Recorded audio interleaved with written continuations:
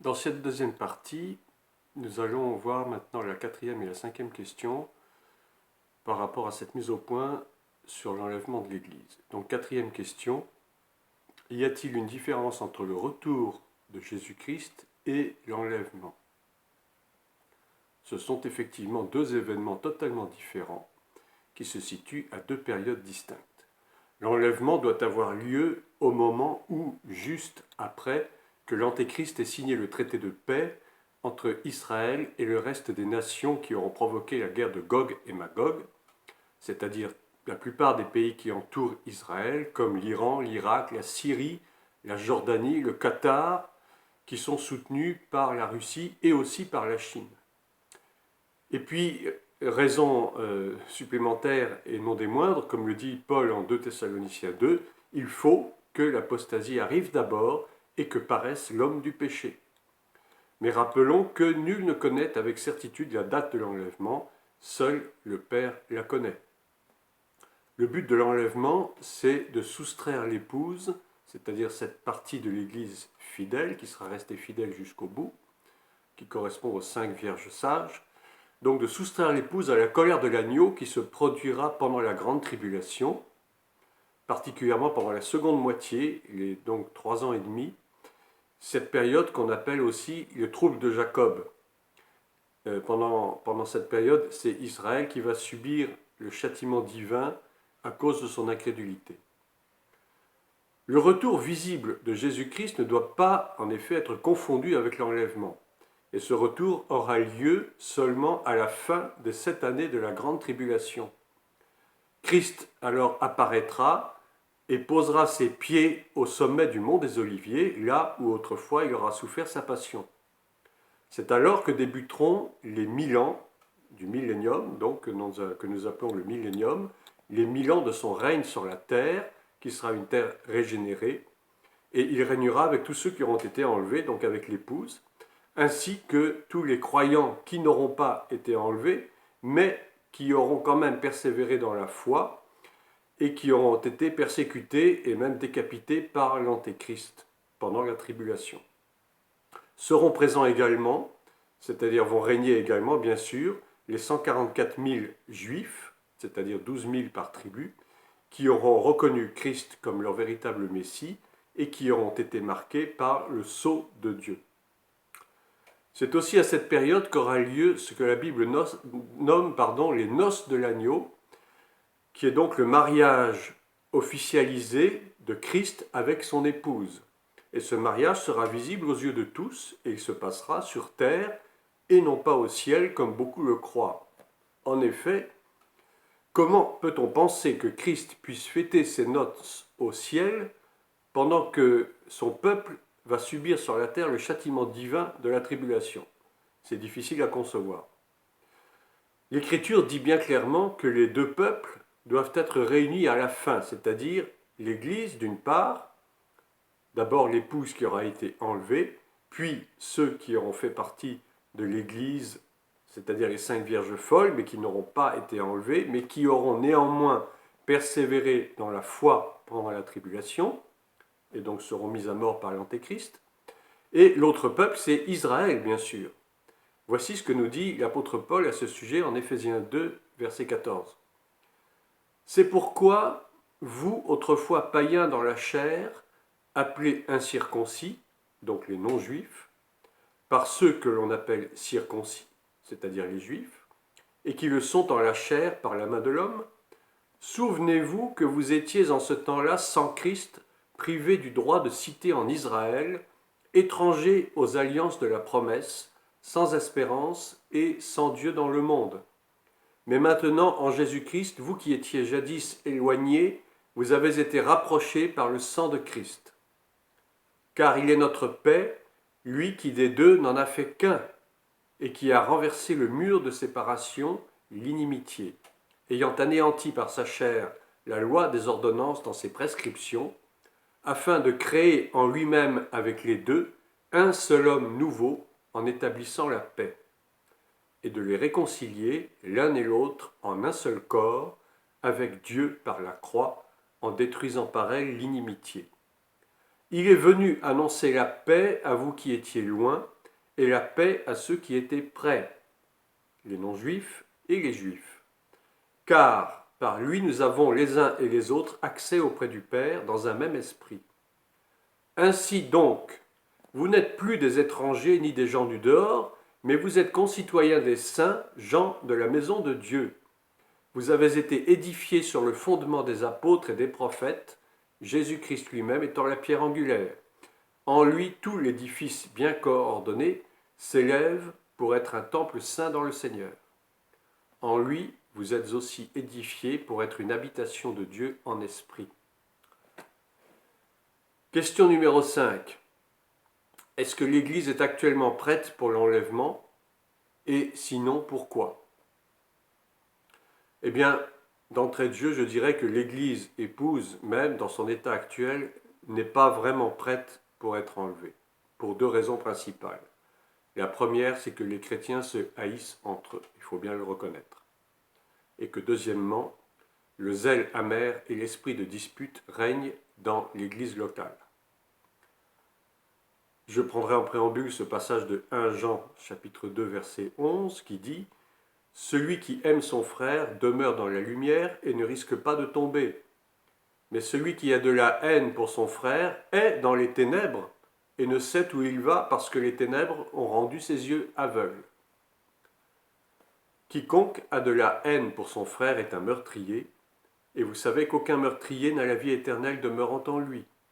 Petits enfants, n'aimons point en parole ni avec la langue, mais en action et en vérité. » C'est hélas l'une des principales pierres d'achoppement dans l'Église, c'est-à-dire la haine que les chrétiens se vouent les uns aux autres. Cela va de la simple petite susceptibilité jusqu'à la rancune la plus tenace. Le fruit de l'esprit est totalement absent chez ces chrétiens et ce sont les œuvres de la chair qui prévalent. Les œuvres de la chair qui nous sont redites en Galates 5, versets 16 à 21. Même des pasteurs ou des serviteurs de Dieu sont souvent amenés à se jalouser, à s'envier les uns les autres, à se critiquer, ou finalement même se haïr férocement, et s'ils le pouvaient même, ils seraient prêts à s'entretuer. D'aucuns disent « j'ai mon ministère », de quel droit venez-vous marcher sur mon territoire, ce sont mes brebis, c'est mon église, etc. Combien de fois avons-nous, de près ou de loin, entendu de telles réflexions, qui dénotent en fait une grande immaturité de la part de personnes qui sont ointes ou supposées telles de la part du Seigneur? Non! Le ministère, l'Église et les brebis n'appartiennent à personne d'autre qu'à Jésus-Christ lui-même. Et Dieu peut retirer à tout moment une Église ou un ministère à des ouvriers qui n'en sont pas dignes, à ceux que la parole nomme les ouvriers d'iniquité. Cela se voit déjà et cela va encore se produire, car, comme le dit 1 Pierre 4, verset 17, c'est le moment où le jugement va commencer par la maison de Dieu. On dirait qu'il y a de la concurrence entre les dénominations d'églises locales, comme si Dieu allait accorder ses faveurs à une église plus qu'à une autre. Tout cela, déjà, c'est parce que nous confondons église locale et l'église ecclésia en tant que corps de Christ, c'est-à-dire l'épouse. Bien des chrétiens font encore l'amalgame. Il m'est arrivé déjà d'entendre un pasteur prétendre qu'au ciel se retrouveraient ensemble les fidèles de sa dénomination et que lui, le pasteur, l'homme de Dieu, devrait rendre compte au Seigneur pour chacune de ses brebis. Ça n'a aucun sens. Et d'autres même pensent le plus sérieusement du monde que c'est leur église qui sera enlevée plus qu'une autre. C'est d'une absurdité totale et c'est anti-biblique.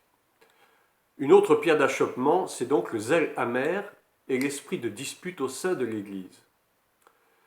Jacques 3, 14 à 16 nous dit « Car là où il y a un zèle amer et un esprit de dispute, il y a du désordre et toutes sortes de mauvaises actions. » Le zèle pour la maison de Dieu, rappelons-le, c'est quand même le désintéressement, en ce sens qu'un chrétien réellement né de nouveau et disciple de Christ n'a pas normalement à espérer quoi que ce soit des hommes en retour du service qu'il donne dans l'œuvre qu'il accomplit pour Dieu. Si tu cherches à tout prix ta récompense ici-bas, certes tu pourras l'avoir, mais cela ne te sera pas rendu par le Seigneur et cela donc n'a aucun prix à ses yeux. Gardez-vous, dit Matthieu 6, gardez-vous, c'est Jésus qui le dit lui-même, Gardez-vous de pratiquer votre justice devant les hommes pour en être vu, autrement vous n'aurez pas de récompense auprès de votre Père qui est dans les cieux. Avoir un zèle amer, c'est aussi vouloir œuvrer par jalousie, dans un esprit de concurrence, afin d'espérer secrètement recevoir l'approbation de l'autorité de l'homme de Dieu et ainsi s'enorgueillir devant les autres. L'Église de Jésus-Christ, franchement, n'a pas besoin de m'as-tu vu, dont le cœur est pourri et ulcéré s'ils n'obtiennent pas la reconnaissance qu'ils pensent mériter au vu de leur excellent travail pour Dieu. Ces chrétiens-là, ce sont des enfants spirituels. En grec, on appelle ça des népios. Ils se contentent de lait pendant des années, ils ne supportent aucune nourriture solide et surtout ils n'acceptent aucun reproche, aucune remarque. Le chrétien, tout de même, n'est pas destiné à demeurer un enfant spirituel, mais à devenir un disciple, un fils, un homme fait vraiment à l'image de Christ, ce qu'en grec on appelle un teknon, c'est-à-dire un enfant légitime, un enfant mature. Le zèle amer donne naissance aux disputes et à l'idolâtrie. Si l'on veut plaire au pasteur, alors on est prêt à tout pour cela, quitte à écraser l'autre pour se faire remarquer. Certes, servir Dieu dans une église locale, c'est respecter et honorer l'homme de Dieu qui a été mandaté pour accomplir la mission qui lui a été confiée par Dieu dans son appel. Mais bien des chrétiens oublient et pensent qu'ils ne doivent rendre des comptes qu'à Dieu seul et honorer que Dieu seul. Et ce genre de comportement est à l'origine souvent de bien des rébellions, de désobéissance, de manque de respect, et ça tue les églises et ça porte gravement atteinte au corps de Christ. Mais honorer et avoir de la déférence envers un homme ou une femme de Dieu, comme le dit Paul en hébreu, ce n'est pas l'idolâtrer, c'est simplement se soumettre à la vision que Dieu lui a donnée pour l'avancement du royaume.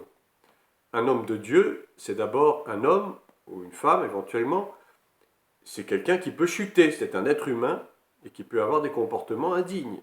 Il n'est pas Dieu et il n'a pas non plus à se laisser idolâtrer et déifier ou adorer par les brebis, qui ne sont pas d'ailleurs ses brebis, ce sont celles du Seigneur. Jésus a dit qu'il viendrait enlever une église glorieuse, sans tache, ni ride, ni rien de semblable, mais sainte et sans défaut. Éphésiens 5, 27. Alors la question que nous nous posons, est-ce que l'Église l'est actuellement? Je pense que sérieusement, il y a encore du travail à accomplir et nous sommes tous responsables de cela, afin qu'elle devienne effectivement sans tache, ni ride, ni rien de semblable. Mais le Seigneur est patient et il le fera en son temps. Mais nous devons quand même nous examiner les uns les autres, veiller les uns sur les autres, comme le conseille l'apôtre Paul, afin de demeurer dans la foi. Et c'est par l'œuvre de la croix que tout a été accompli, mais nous devons aussi faire notre part, c'est-à-dire travailler sans relâche pour préparer cette épouse que nous sommes ou que nous devrions être. Et pour terminer, je citerai ce passage d'Apocalypse 19, verset 7. « Réjouissons-nous, soyons dans l'allégresse, et donnons-lui gloire, car les noces de l'agneau sont venues, et son épouse s'est préparée. Il lui a été donné de se vêtir de fin lin, éclatant et pur. » Le fin lin, ce sont les œuvres justes des saints. Voilà, il ne nous reste plus qu'à faire ce travail donc pour nous purifier afin que nous soyons prêts pour le jour où effectivement la dernière trompette sonnera et que nous serons enlevés sur les nuées à la rencontre de notre Seigneur. Soyez bénis.